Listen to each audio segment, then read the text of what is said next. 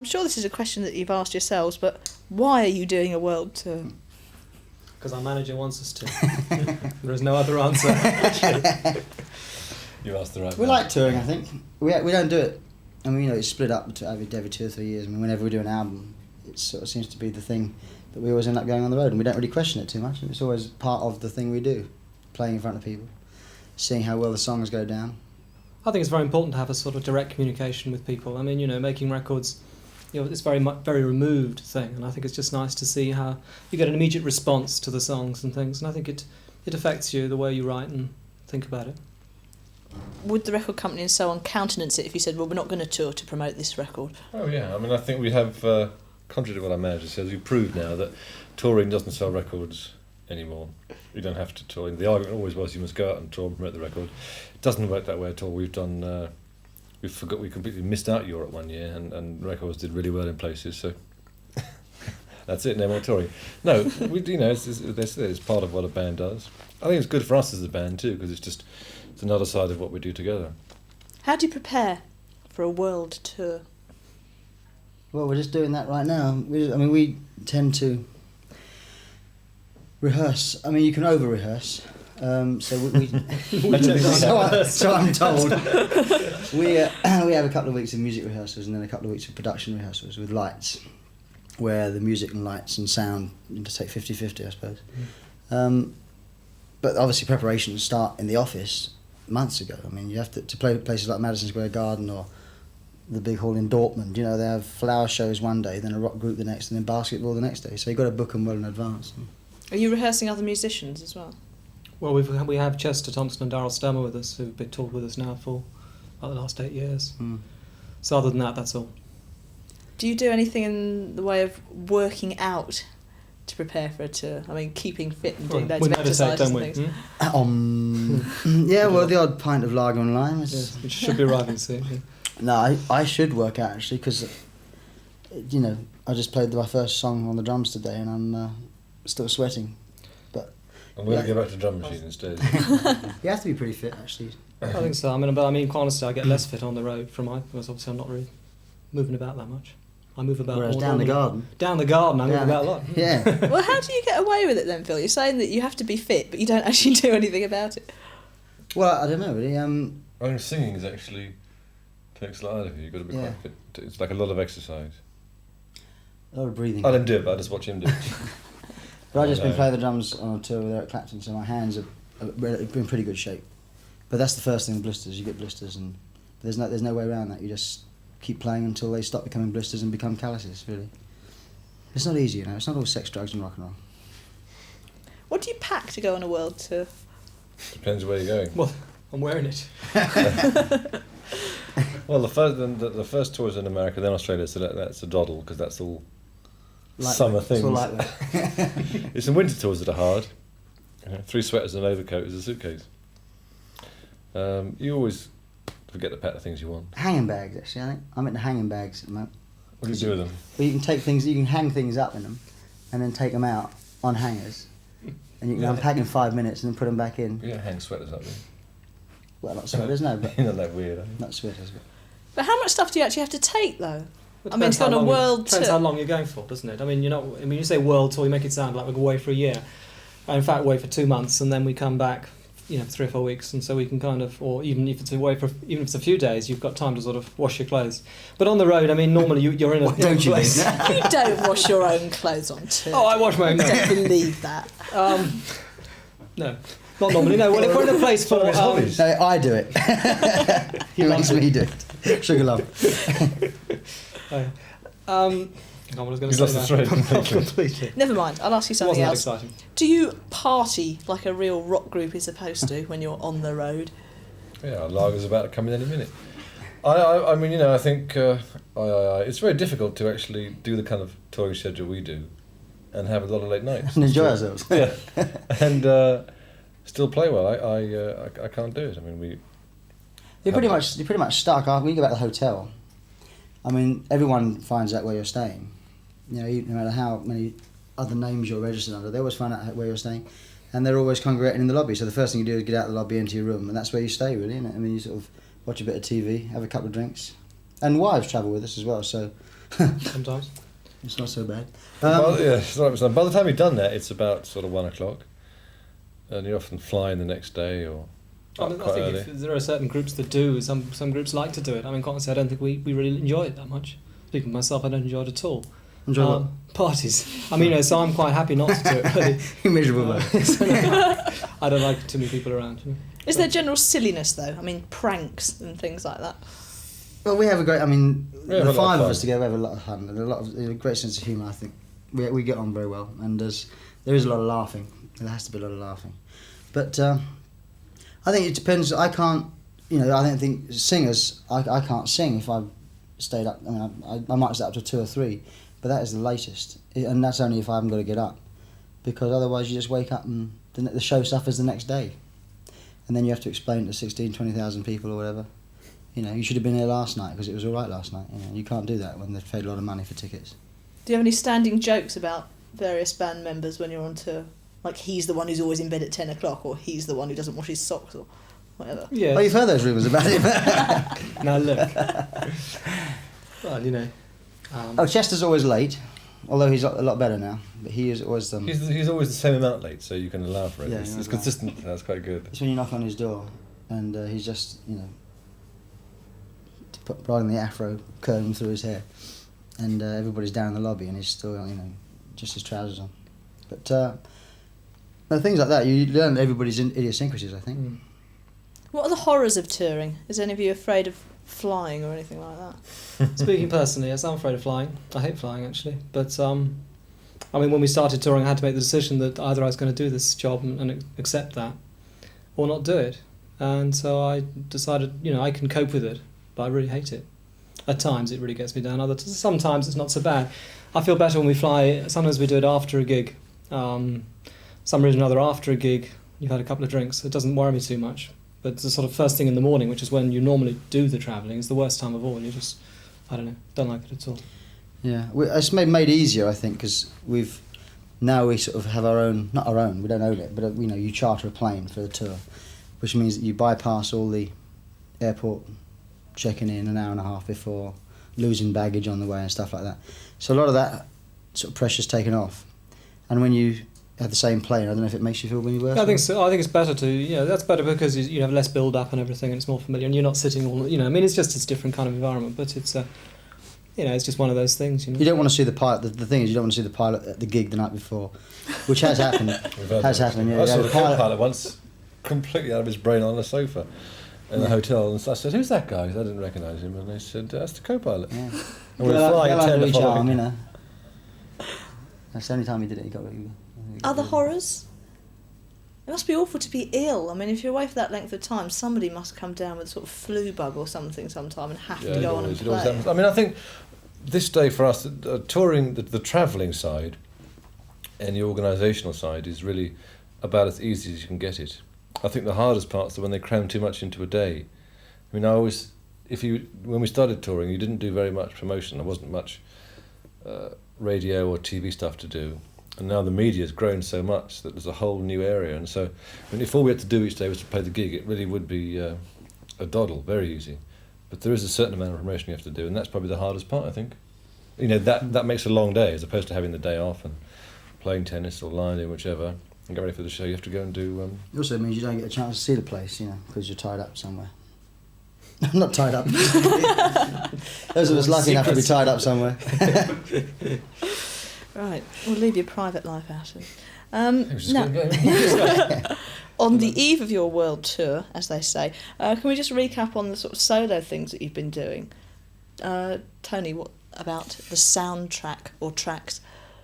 Well, I've done, in the last year or two, I've done a couple of films, soundtracks, neither of the films were very successful, so I decided to put out an LP which involved the best of the music from the two films. Which, I mean, I think, I like what I did on that. It's mainly instrumental, obviously. There's 3 songs on it. We're actually going to release one of them over here. I don't know how much of Europe we're going to do it. We're releasing a song I did with Fish of Marillion. That's a bit ironic, isn't it? Well, that's one of the reasons why we did it, actually. It just seemed funny to do it. I mean, I like his voice, but it is reminiscent of Peter's and also a bit of Phil's, really. But it meant obviously it would be easy to do something together, and he was excited about doing it, and we got on very well actually, and we've even done a video and things. So the single's coming out over here in October, I think, or something, and it was fun project that. But apart from that, really, I think I'm bored of doing soundtracks actually, unless something exciting comes up. I'm sort of a bit jaded with them. They're a lot of work for not much result, and I think I might have an attempt at another solo album or something.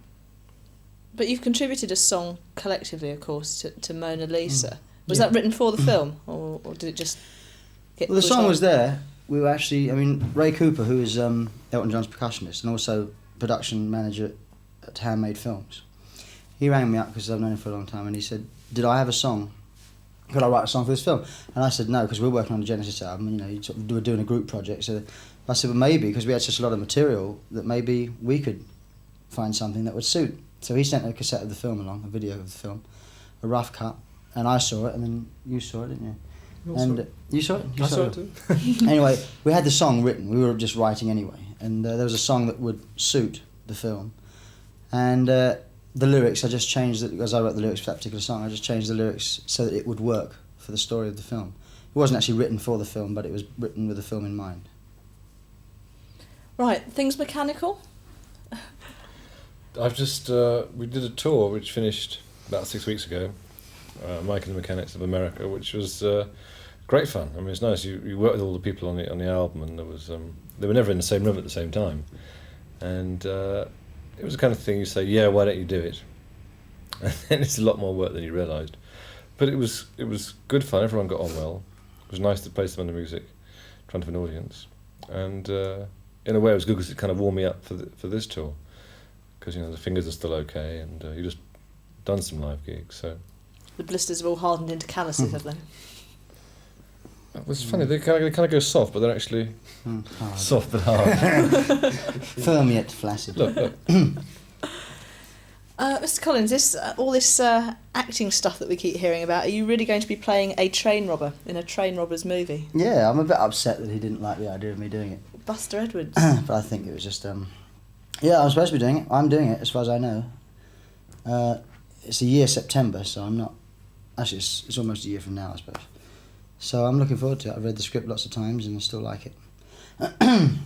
Who else is in it? Who's directing it? Have they cast anybody David apart Green from you? is directing it, who... All I know of his work is Car Trouble, because, he's done lots of stuff for the BBC, I think, and he's done some movies, and he's supposed to be very good. So I don't know who else is in it yet. I'm hoping it'll either be Miranda Richardson will be my wife, or Julie Walters will be my wife. Julie Walters would be great, because I think she's fantastic. But I don't know too much about it at the moment, apart from the fact that I'm supposed to be doing it. And you're also doing Return to Miami Vice, aren't you? Well, yes, that I'm supposed to be, but I don't know when I'm going to do it. Because they're doing their series. I think they finished their third series shoot before I get a chance to do it. I'm not quite sure if we're going to be able to work it out, but they're writing me one. It's a question of whether I can actually do it or not.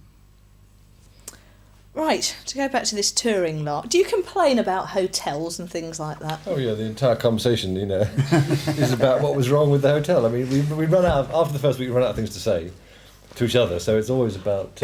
There's three conversations. One is about hotels and the food and room service. The other is to ask Daryl Sturmer about films. If there's a lot of the conversation, ask him about a film, and you open the conversation. So that's another thing.